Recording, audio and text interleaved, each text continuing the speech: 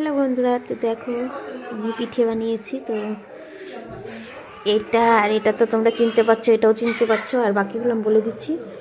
এটা নারকেল দিয়ে বানিয়েছি, আর এটা দুধ দিয়ে পাটিসাপটা, সবজির পিঠে।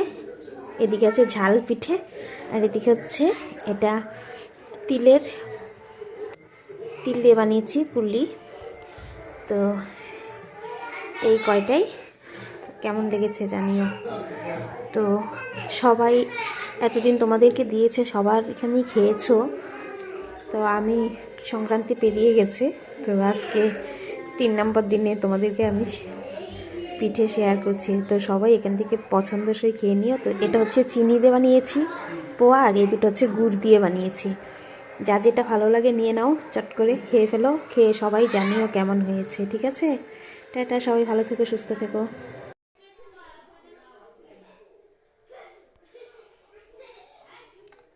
কার কোন পিঠেটা ভালো লাগে আমাকে কিন্তু কমেন্ট করে জানাবে। আমার কিন্তু এখানে সবজি পিঠেটাই বেশি ভালো লাগে, সেই জন্য আমি প্রতিবারই সবজি পিঠে আমার পিঠে